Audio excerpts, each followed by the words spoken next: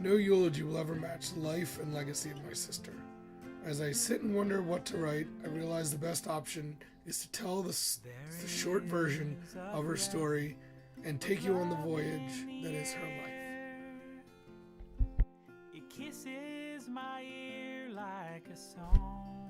Who is Sandra Plumb-Bilotta? She is a wife, a daughter, a sister, a mother, a cousin, an aunt, a friend, and one of the strongest people the world has ever seen. There is a ribbon of her in my heart.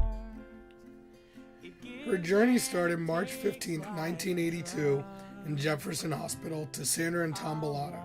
She was brought home to a neighborhood full of family. Though her father decided to leave her mother, brother, and her, she was surrounded by love as aunts, uncles, cousins, and grandparents almost all lived on the block. When Mom worked, Nana, Zitzy Ray, and Zitzy Carrie cared for her and her brother. When they were unavailable, the kids went to Uncle Len and Aunt Rosemary's, which was a few houses down, and spent time watching movies with their cousin Greg. First few years of her life would be a flashing moment to when Roy Kleinert showed up to install rugs in their little row home on Aramingo Avenue. She was 4 years old, and the story goes that Nana wouldn't pay Roy until Mom got home from work so she could introduce them. About a year later, we would be moving from our row home in Philly to Warminster. The way the houses were spread out and the traffic was light made us think we moved to a mansion in the sticks. A mansion full of people she grew to call family. Our little 3-person group suddenly became a Brady Bunch. We walked in and gained an older sister and 3 older brothers. But I'm scared I'll be dead in the fall. Years passed and Sam excelled at high school, though she typically had little common sense. She also acquired the name TT, short for Tattletale, one of her favorite activities to perform on her brothers. She continued to be the brainy little burden we loved and adored, though she could do no wrong in the eyes of her parents. She found a love of horseback riding and decided to begin helping at special equestrians at a young age. Because she loved horses so much, Mom and Dad purchased her Tyrone's Pleasure that they kept at the stable she volunteered at. We would tease her that he would end up at the glue factory. As much as she enjoyed tattling, her brothers enjoyed teasing. But we all knew we had each other's backs and loved each other very much. There is some hope. During the summers, a lot of time was spent at the villas and Nan and Pop Shore House. Some of the best times were had there with cousins and family members visiting for weeks at a time. Days at the beach, nights on the boardwalk, and waffles and ice cream on the back porch. Years later, she would still complain about her legs stuck to the plastic-covered couches in the living room. But good times like that happened in the blink of an eye. She graduated from Archbishop Wood High School and decided to attend Lock Haven University. In college, or uni as you Brits and San would eventually say, she loved to be with friends, but also to travel. She went to Ireland with Mom for a few weeks and studied abroad in Australia for 6 months. Her major was in special education, allegedly stemming from the time spent at Special Equestrians, where she felt her calling was to help those who really could not help themselves. In college, she realized she was not attracted to the opposite sex. She came home from college one break with Trish and decided she had to break the news to a family as she was bursting at the seams with a secret settled on her shoulders. While this may be a surprise coming out to some families, I think San was almost disappointed when we all said, "Yeah, we knew you were gay years ago." She was loved for who she was, not for any other reason. And it blows its fingers all through my hair. After college, she spent a few months at home before flying to Hawaii for a year to work in a lower-class school district and teach. She would come back talking about how there were kids literally living on the beach in shacks with their families, but how she would go out and help them with school and the like. She talked about how amazing and different it was, how girls would knit during class, and how much more focused they could be. She looked at the world through very kind, forgiving eyes. She came home for a short time and told tales of a woman Trish had introduced her over the internet in England. Little did we know this Amanda person would be the greatest thing to happen to Sam since getting a second father in life. They had talked a lot on the phone and over the internet. She traveled to England and knew that was her home. Well, anywhere Amanda was her home. When she came back over the pond, she let us all know she was going to move to England for some time to see how it would go, and we knew in our hearts of hearts that her heart had been found. She moved to England, and the tale of adventures just begun.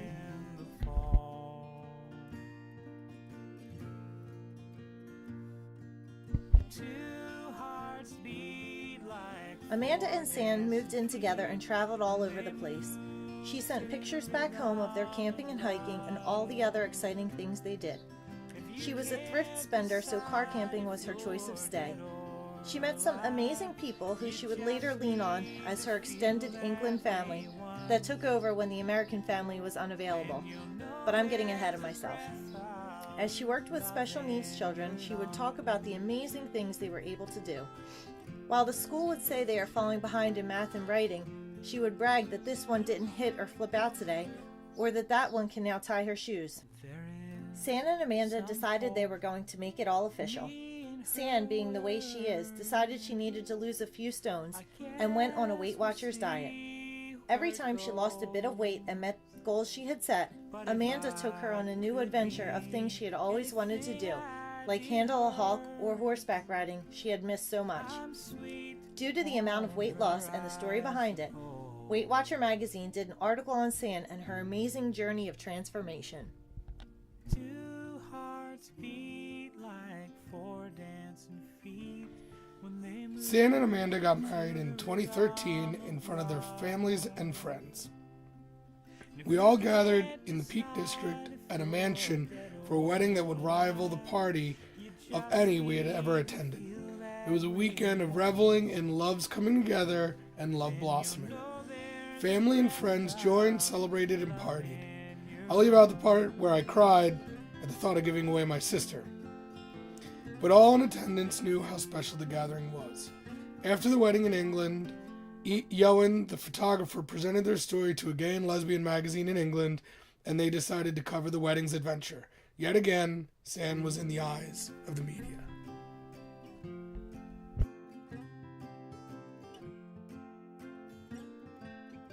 A few weeks later, they traveled across the pond for a mini-moon and a second celebration in America.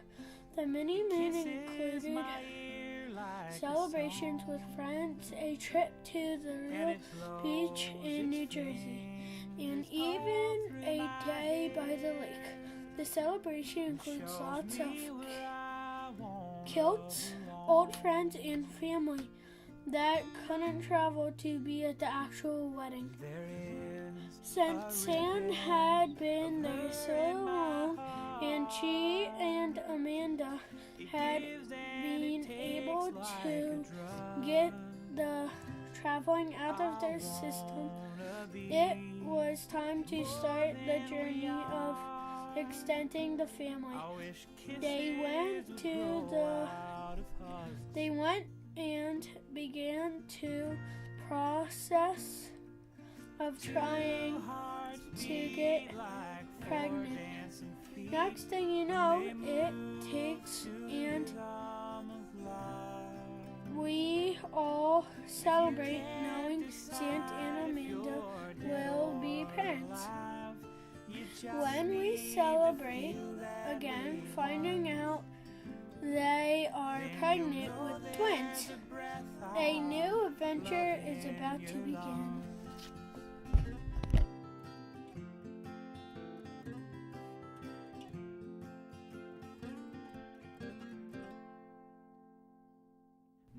So here's a little side tangent. On the night Sam was having the girls, I got a phone call from Sam. I was having a beer by the fire pit in my backyard just relaxing. Pretty much the call went, "Tommy, I'm on my way to the hospital. I tried calling Mom, but it goes right to voicemail. I called Dad, but he doesn't know how to get in contact with her. Is there anything you can do?" You see, Mom was at Coach Bingo with our cousins Rose and Kathleen, and her phone had died, so I texted my cousins to ask them to ask my mom to please give me a call. They both texted me back using some colorful language, basically telling me to stop being a mama's boy. When my mom inquired who they were texting so much, they told her that they were texting me, and that's when she knew something was up, due to the fact that I never reach out unless there's a real reason. She immediately called me, to which led to her being able to get in touch with Sam just prior to her going into the hospital to give birth to the girls. There is some hope. Little Lily and Miss Emma came into this world and changed all our lives. The family overseas had 2 new little ladies to pamper and adore. The family in America now had a new reason to travel abroad and celebrate with the happy parents. Sam and Amanda created their greatest joys, and through Sam began ruling the roost with an iron fist. Amanda loved her enough to let it all happen. The pristine schedule, the perfectly balanced meals, and the lack of candy are just a few ways she cracked the whip in the house, but Amanda always smiled and was polite.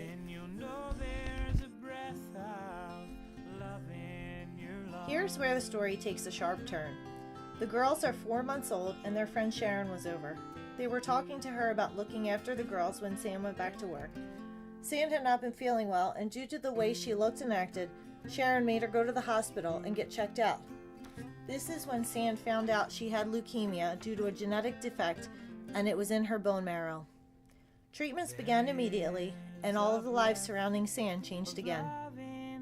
We hoped and prayed as she went through different treatments until we got to the bone marrow transplant. A donor was found, and the surgery was scheduled in March of 2014. Sam went in with a smile as she went through the painful process of killing off her marrow and receiving her donors. Pictures were sent of Sam receiving the bone marrow, and we all tried to find clues to who her magnificent donor was. We zoomed in on the bag and tried to decipher the details. Though the info was sparse, we still had many reasons to add this person into our prayers. Her hair came in curly, her blood type began changing, and we all crossed our fingers and played the waiting game. Things improved a bit, and the adventures continued. In February of 2015, Sam went in for a major top-off of donor cells. Something strange occurred that no one expected or even knew about. Sam had a graft versus host reaction where she was mentally aware, but had almost a psychotic episode, not knowing how to communicate, and hallucinations. No one knew what the outcome would be. Decide if you're dead or alive. You just need to Sam recovered from the frightening graft versus host and came out of her horrible waking dream state. Her transplant coordinator documented the case and is planning on writing Sam's case up and presenting it at conferences. Yet again, articles and papers will get written, and Sam will be in the limelight about the scary time she lost her mind. Researchers in the field will be touring and presenting on findings from Sam's case. All the while, their family began building their life and making memories. They took short trips, and family and friends visited. Those around them continued to love and support with all they could. but The leukemia came back, and Sand continued to smile. When she was told to go out and live her life, that's exactly what her and Amanda did. They powered on and made memories with those two beautiful girls. Every day became an adventure, even if it was messing up the living room, reading books, and bath time. All the way through, Sand made sure the girls and Amanda knew how much she loved them. The time just before she passed was spent with loved ones, giving high fives and hugs, and spreading the joy of her life to all that passed their home's threshold.